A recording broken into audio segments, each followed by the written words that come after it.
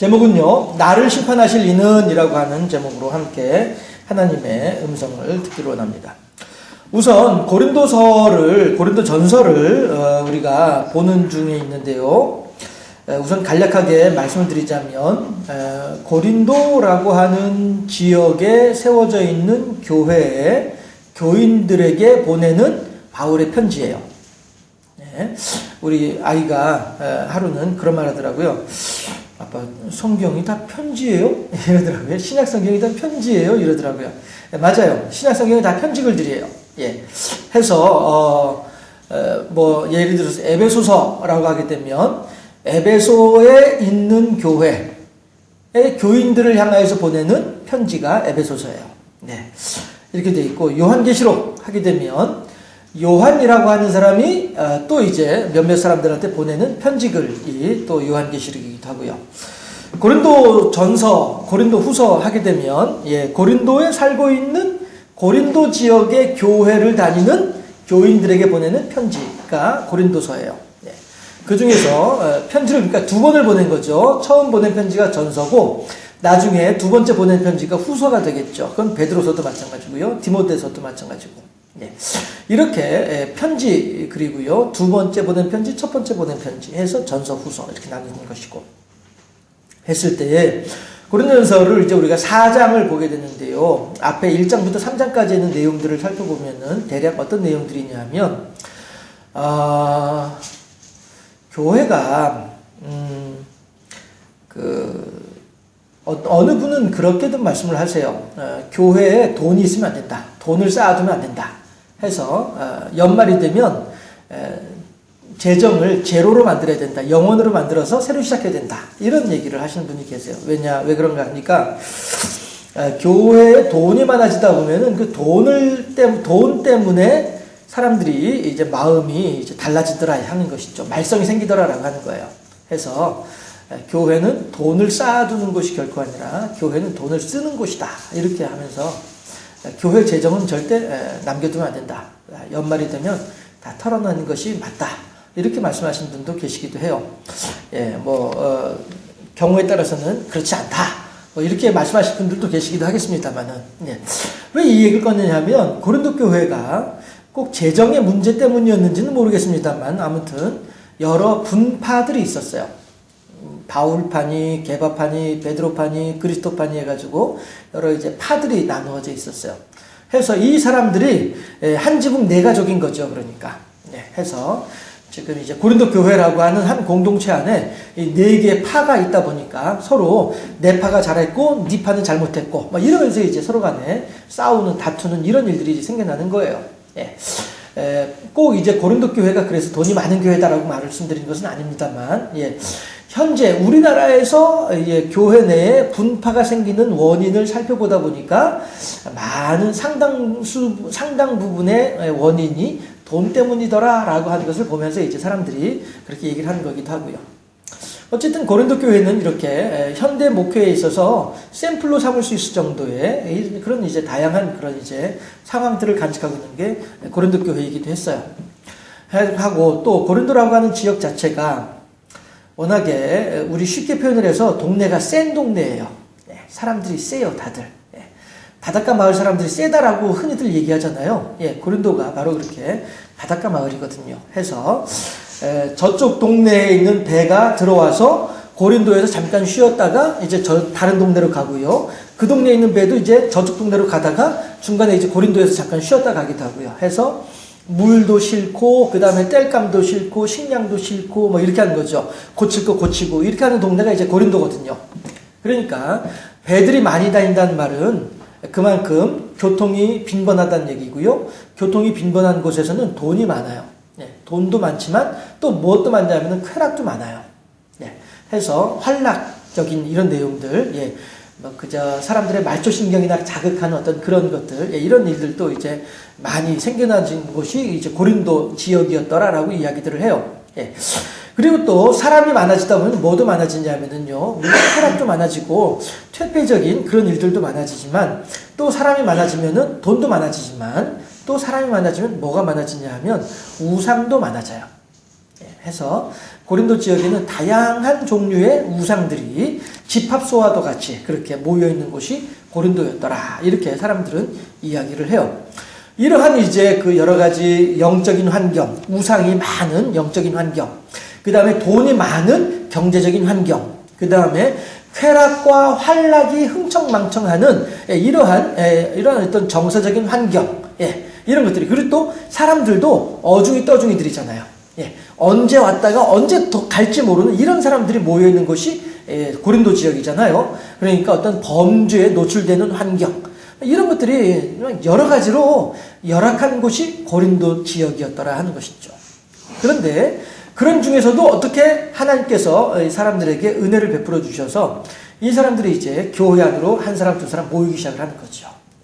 모이는데 이제 모이다 보니까 그 동네의 축소판과도 같이 교회 안에서도 어차피 그 동네에서 이제 그 동네를 이루고 있던 사람들이 다양한 문제거리들을 가지고 있던 사람들이 그대로 모이는 곳이 교회이지 않겠어요. 그렇죠? 하다 보니까 교회 안에서도 이제 그런 이제 내용의 문제들이 이제 덜어 생겨나기도 하고 하는 그런 상황인 거예요.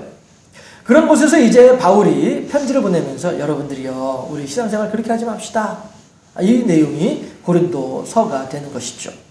해서 오늘은 이제 고린도 이 정도로 이제 1장부터 3장까지 내용을 간략하게 설명을 하자면, 이제 4장으로 들어와가지고 첫 번째 내용이 뭐냐면, 나에 대해서 사람이 마땅히 우리를 그리스도의 일꾼이요 하나님의 비밀을 맡은 자로 여길지어다 라고 얘기를 하고 있어요.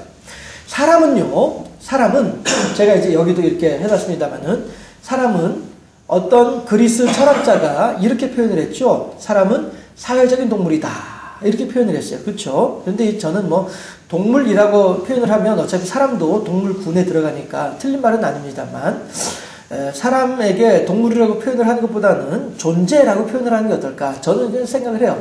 그래서 사람은 사회적 존재이다 이렇게 얘기하는 거죠. 혹은 사람은 사회적으로 관계를 맺으며 살아가고 있다 이렇게도 표현을 할 수 있을 것 같아요. 관계라고 하는 게 뭐예요? 그 사람에게 내가 좋은 사람으로 비추어질 것인지 아닌지를 신경 쓰는 것이 관계이죠. 악수, 외국 사람들 악수하잖아요. 그쵸? 악수하는 게 왜 그러냐 하면, 내 손에는 무기가 들려있지 않다. 내 손에는 어떤 무기도 들려있지 않다. 다시 말해서 나는 너를 해치고 싶은 마음이 없다. 이런 뜻에서 빈손을 내민다는 거예요. 그러면 거기에 대해서 나도 마찬가지로 너를 해치고 싶은 마음이 없어 라고 서로 이제 화답하는 것이 악수더라 라고 하는 거예요. 사람은 이렇게 관계 속에서 살아가게 돼 있어요. 저 사람이 나를 해칠까? 저 사람이 나를 해롭게 할까? 저 사람이 나를 해코지 할까? 이런 것 때문에 법이 생기는 거잖아요. 그렇죠? 해서 내가 너의 것을 훔치지 않을 테니까 너도 내 것을 억지로 빼앗지 말았으면 좋겠어. 우리 서로 약속하자. 이게 법이잖아요. 하나님께서도 그 법을 가지고 이스라엘 사람들에게 말씀하시면서 이것이 너희들 간의 관계를 규정지어 줄 것이고 이것이 너희들과 나와의 관계를 규정짓는 것이다. 이게 십계명이잖아요. 해서 사람은 늘 누군가와의 관계 속에서 살아가기 마련이에요. 그리고 그 약속 안에서 내가 안전하다라고 하는 것을 느낄 수 있는 거죠. 아니할 말로 한밤중에 그 도로를 아무도 없는 캄캄한 길을 자동차를 타고 운전하게 가면서도 불구하고 내가 안전하다라고 생각할 수 있는 이유가 뭐예요? 앞에 있는 차도 약속을 지켜서 차선을 넘어오지 않을 거야. 이거를 믿고 있으니까 내 그 길을 가는데 안전하게 갈 수 있는 거죠. 그러니까 교통사고만큼 황당한 사고가 어디 있겠어요. 앞에 있는 사람이 만약에 술이 취해가지고 핸들을 왔다 갔다 하다가 내 앞으로 밀고 들어오면은 피할 방법이 없으니까 그냥 교통사고 나는 거죠. 해서 우리들은 교통사고 나지 않고 편안하게 오늘 이 자리에 나와 있는 이것도 참 크게 감사할 내용이다라고 하는 거예요. 어쨌든지 간에 사람들은 이렇게 약속 속에서 살아요. 관계 속에서 살아요.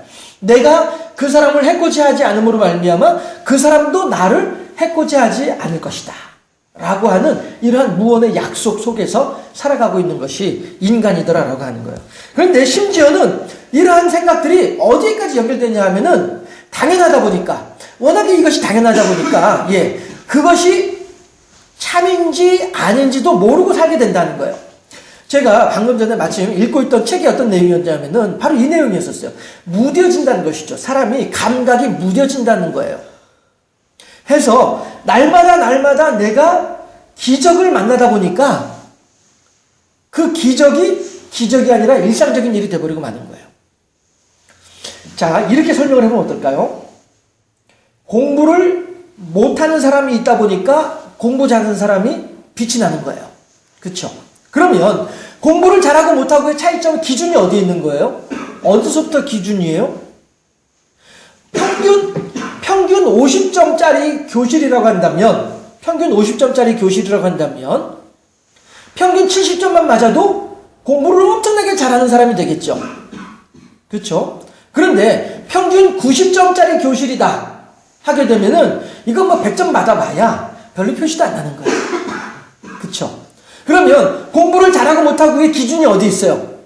예, 그 사회 속에서 얼마만큼 흔한지 얼마만큼 희박한지에 따라서 달라지는 거예요. 그러니까 평균 90점짜리 교실에서는요 100점짜리는 별로 두드러지지 않을 거예요. 그렇지만 30점 맞은 학생이라고 한다면 되게 두드러질 거예요. 그렇죠? 예. 어느 누가 30점 맞은 학생이 몇 명이나 있겠어요? 뭐 많아봐야 2명, 3명 정도밖에 더 있겠어요? 평균 90점짜리 교실에서라고 한다면. 이렇게 사람은요 제가 방금 전에 읽었던 책도 날마다 기적 속에서 살아가는 거예요. 우리들이 날마다 기적 속에서 살아가고 있음에도 불구하고 그 기적이 너무 흔하다 보니까 그 기적이 날마다 있다 보니까 이게 보편적인 상황이 돼버리고 마는 거예요. 그리고서는 그것이 기적인 줄로 알지 못하고 기적인 줄로 알지 못하다 보니까 감사할 줄도 모르고 감격할 줄도 모르고 어머나 놀랄 줄도 모르고 이렇게 살아가는 거죠. 제가 설교를 좀 잘해요. 그런데 여러분들이 워낙에 이 말을 계속 듣다 보니까 잘하는지 못하는지 모르고 있는 거예요. 웃자니까. 예, 이런 거예요. 예. 제가 워낙에 잘생기다 보니까 여러분들은 제가 잘생긴 줄 모르고 있는 거예요. 그냥 목사님이지 뭐 이러고 있는 거예요. 그런데 제가 다른 데 나가면은 아이고야 젊으시네요. 잘생기셨네요. 야 참 동안이시네요. 이런 소리 잘 듣는다는 말씀이에요. 그런데 여러분들은 제가 몇 살인지는 다 아시잖아요. 저 모르는 사람한테 제가 몇 살이다라고 하면 사람들 놀래요. 왜? 그 사람은 저를 처음 봤으니까. 그런데 여러분들은 저를 늘 보니까 무뎌지는 거죠. 사람의 관계도 그렇다는 거예요. 사람이라고 하는 것이 워낙에 늘 그런 관계 속에서 늘 그런 상태로 생활을 하다 보니까 그러려니 그러려니 뭐까지도요? 내가 마귀의 노예가 돼 있음에도 불구하고 내 신세가 지금 내 상황이 지금 어떻게 깝깝한 상황이고 어떻게 절망적인 상황인지에 대해서도 모르고 사는 거예요. 그냥 그러려니 하는 거죠. 이게 사람이 가지고 있는 상당히 맹점이에요. 착각인 거죠. 착각임에도 불구하고 착각인 줄도 모르고 살아가는 우리들이더라라고 하는 거예요. 그래서 이것이 당연한 것이다라고 우리들은 생각하고 살고 있더라 하는 것입니다. 그러나 과연 하나님께서는 어떻게 하실까? 예, 하나님의 생각은 어떠할까라고 하는 것이죠. 그랬을 때에 함께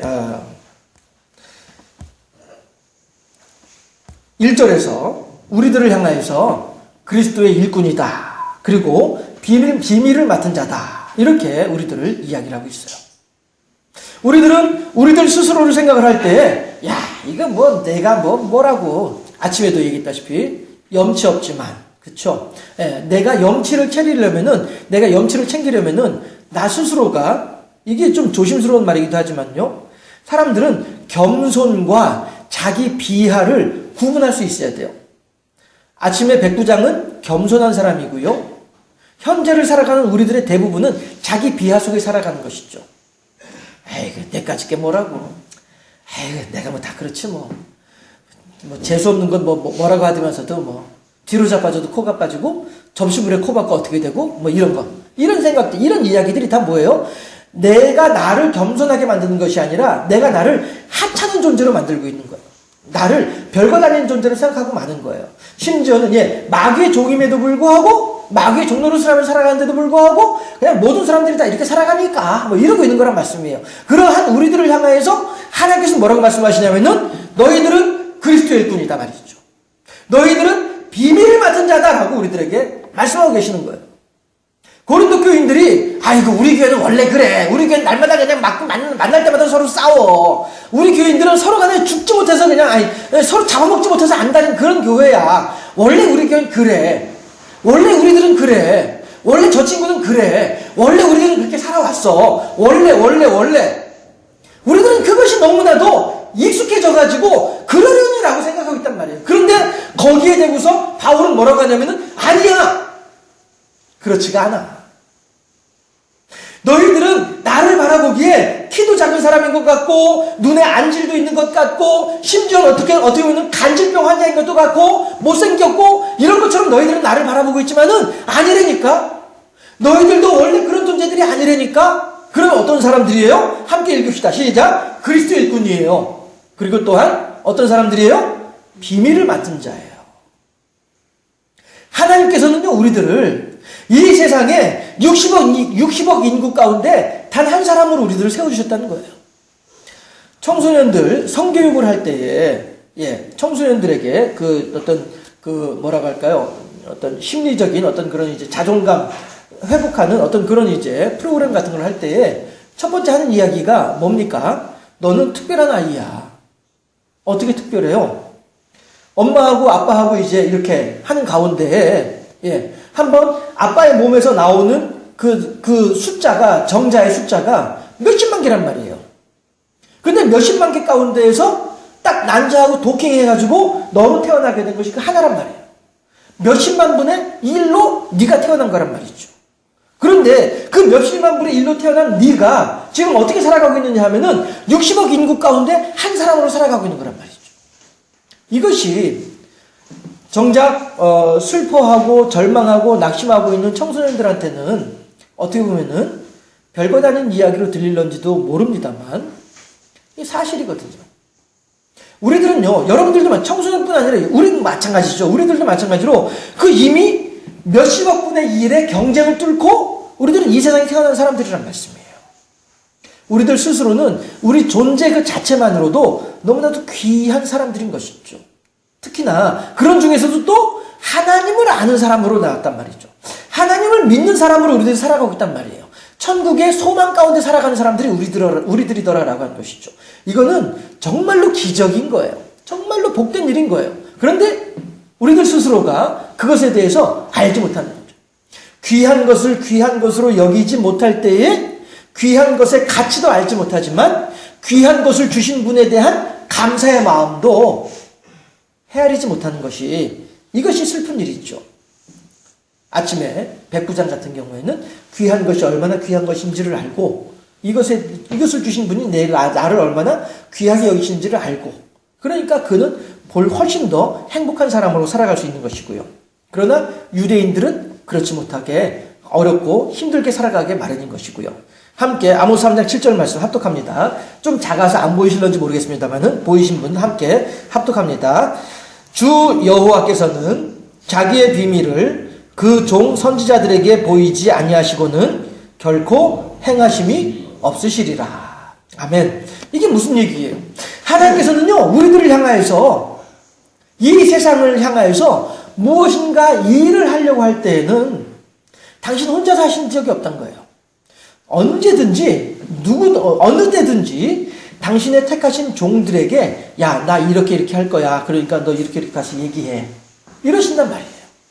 하나님은 결코 이 세상을 살아감에 있어서 혼자서 사람들은 다 무시해버린 채 사람들은 다 외면해버린 채 당신 혼자서 일을 다 해버린 하나님이 결코 아니고요. 우리들을 당신의 동역자로 삼는다는 거예요. 우리들 한 사람 한 사람을 당신의 종으로 삼아주신다는 거예요. 그래가지고 야, 나 이렇게 하려고 해. 의논하고요. 야, 그러니까 너 이렇게 해. 서로 간에 협력하고요. 하나님께서 우리들에게 그렇게 하시는 이유가 뭐예요? 과연 하나님의 능력이 없어서 그렇게 하시는 건가요? 아니에요. 우리들한테 한 자리 남겨두시는 거예요. 우리들한테 한 자리 내버려 두고서 우리들로 하여금 그 기쁨에 같이 동참할 수 있는 명분을 삼도록 하기 위함이란 말씀이죠. 하나 더 읽어볼까요? 하박국 3장 2절에서 4절까지 말씀이에요. 합독합니다. 2절 말씀. 여호와께서 내게 대답하여 이르시되 너는 이 묵시를 기록하여 판에 명백히 새기되 달려가면서도 읽을 수 있게 하라. 이 묵시는 정한 때가 있나니 그 종말이 속히 이르겠고 결코 거짓되지 아니하리라. 비록 더딜지라도 기다리라. 지체되지 않고 반드시 응하리라. 보라, 그의 마음은 교만하며 그 속에서 정직하지 못하나 의인은 그의 믿음으로 말미암아 살리라. 아멘. 2절에서 뭐라고 해요? 판에 크게 쓰래요. 말을 달려가면서도 볼 수 있도록 크게 쓰래요. 여러분들 고속도로 지나가시면서 도로 표지판 보시잖아요. 예, 도로 표지판 크게 해놓잖아요. 예, 전부 저렇게 크게 해놔? 크게 해야죠. 그래야 빨리 가면서도 그 도로 표지판을 제대로 읽을 수가 있죠. 그렇잖아요. 네, 저기 천안 옆에 지나가다 보면은 고려은단에서 간판을 하나 만들어놨어요. 산 중턱에다가 크게 만들어 놓은 그 간판이 있는데, 하나님은 당신을 사랑하십니다. 그 간판을 산 중턱에다가 큰 간판으로 해가지고 달아놨어요. 그 지나가는 사람들이, 고속도로 지나가는 사람들이 그거 다 볼 수 있도록 해놓은 거예요. 예. 하나님께서 지금, 그러면 왜 그렇게 크게 만들어놔요? 모든 사람들이 다 보기를 바라는 마음이에요. 어느 누구 하나도 너무 빨리 지나가면서 못 보고 지나가는 사람이 없기를 바라는 마음에서 크게 산 중턱에다가 간판을 만들어 놓은 거예요. 그런 것처럼 오늘 하나님께서 하박국에게 뭐라고 말씀하시냐면은 2절에서 너는 이 묵시를 기록하여 판에 명백히 새기되 달려가면서도 읽을 수 있게 하라. 이게 뭐예요? 크게 써놓고 확실하게 써놓고 모든 사람들이 다 읽을 수 있도록 써놓아라 라고 하는 거죠.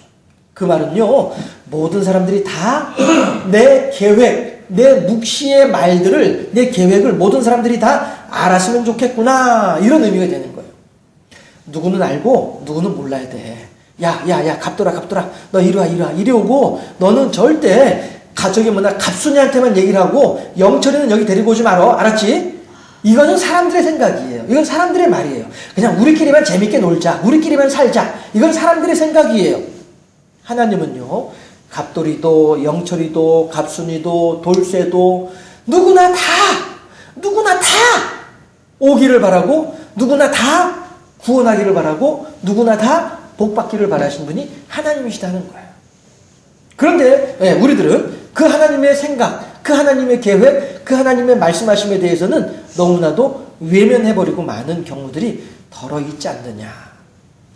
하나님은요, 우리들로 하여금, 우리들 스스로가, 바울이 그렇고 고린도 교인들이 그렇고 우리들도 마찬가지고 그리스도의 일꾼이요 하나님의 비밀을 맡은 자로 우리들 스스로가 인식하고, 그래, 난 하나님으로부터 이렇게 큰 사명을 받은 사람이야 라고 하는 그런 사명감을 가지는 수 있기를 바라는 것이 아니겠느냐 하는 것이죠. 그런데 문제는 뭐냐 하면, 우리는 과연 누구에게 충성하느냐라고 하는 거예요. 사람들은 거듭되는 기적 속에서 하나님의 은혜는 알지 못하고 하나님의 사랑은 헤아리지 못한 채 그저 그냥 나는 원래 그래 이렇게 살아가고 있는데, 그런데 바울은 지금 우리들을 향하여서 우리는 그리스도의 일꾼이고 그리스도의 비밀을 맡은 자다라고 이야기를 하고 있단 말이에요. 그렇다면 오늘을 살아간 우리들은 과연 지금 누구에게 충성하고 있느냐?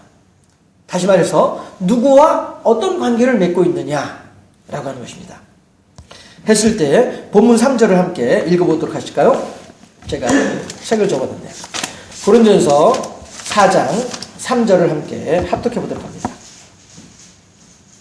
고린도전서 4장 3절 다시 하시죠. 합독합니다. 3절 말씀.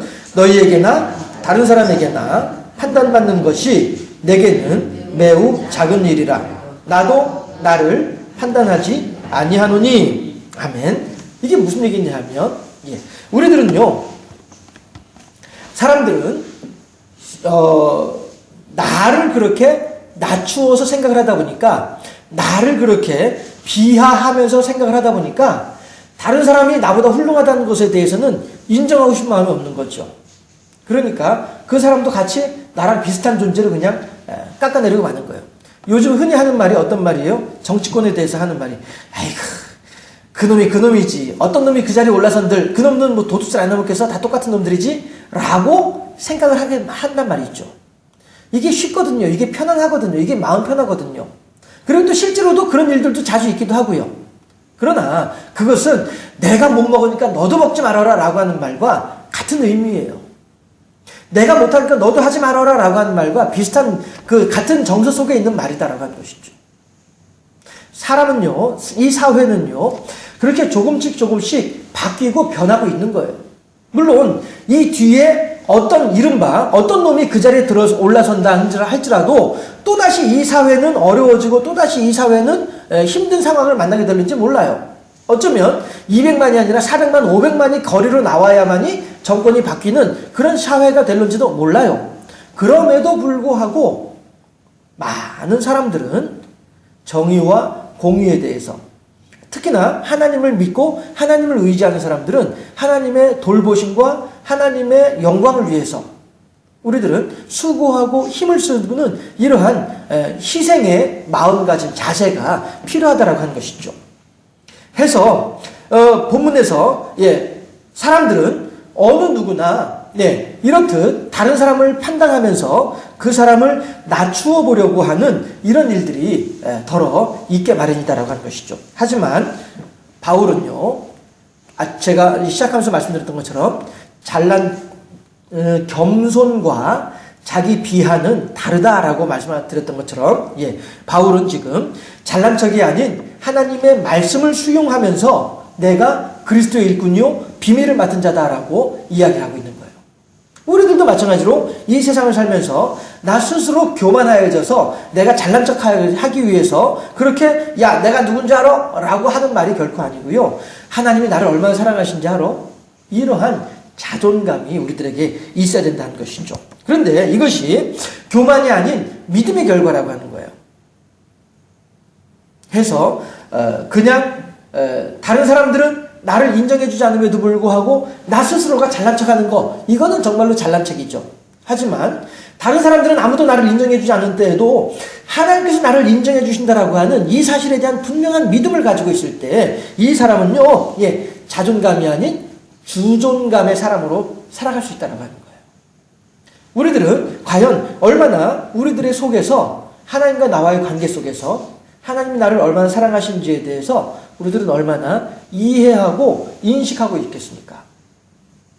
하나님께서는요, 어느 누구보다도 나를 사랑하고 계시고 어느 누구보다도 나를 복된 사람으로 삼아주려고 하는 분이 하나님이신데 우리들은 너무나도 많은 시간을 하루 24시간 중에 너무나도 많은 시간을 스스로를 하찮은 존재로 스스로를 낮은 존재로 하나님과는 심지어는 아무런 상관이 없는 존재인 것처럼 이렇게 생각하는 경향들이 우리들에게 있지 않겠느냐 하는 거예요. 우리들은요, 하나님께서 하시고자 하신 일들을 위해서 부름받은 하나님의 일꾼들이에요. 우리들은요, 어느 누구 한 사람도 이 세상에서 의미 없는 사람이었고요, 가치 없는 사람이 아무도 없다라고 하는 것입니다. 그리고 우리들은 그 하나님께서 나 스스로를 잘난 척하면서 잘난 체 하는 중에 그런 생각을 가지는 것이 결코 아니라 하나님의 말씀에 입각해서 하나님의 말씀에 근거해서 오늘 아모스서 보니까 오늘 하박국서 보니까 바울은 이렇게 얘기를 하고 있으니까 그렇구나. 그럼 나 또한 마찬가지로 하나님의 일꾼이요 하나님의 비밀을 맡은 자야. 하나님께서 무슨 일을 하려고 하실 때는 나한테도 말씀하고 계시고 내가 하나님의 사명을 맡아서 많은 사람들에게 큰 판에다가 큰 글씨로 써가지고 하나님의 말씀을 그 사람들한테 알려주어야만 해. 믿음은 오직 의인은 믿음으로 말미암아 살 것이라고 했으니까 그래 내가 그 사람에게 믿음이 생길 수 있도록 도와주어서 그 사람도 하나님을 향하여서 살아있는 생명으로 세워질 수 있도록 도와줘야지. 이게 하나님께서 내게 맡겨주신 사명이잖아. 이러한 나는 하나님의 일꾼이다라고 하는, 나는 하나님의 비밀을 맡은 사람이다라고 하는, 나는 하나님의 사랑을 받는 사람이다라고 하는, 나는 이 세상에서 너무나도 특별하고도 소중한 존재라고 하는 스스로를 높이는 자만심이 아니라 하나님께서 나를 귀하게 여기신다고 하는 주존감으로 충만한 그러한 건강한 신앙의 사람으로 세워짐으로써 하나님께서 나를 통해서 하시고자 하는 일들을 마음껏 하신 데 있어서 어떠한 걸림돌도 되지 않는 하나님의 착하고 충성된 종으로 세워지는 우리가 되어질 수 있기를 주님의 이름으로 축원합니다.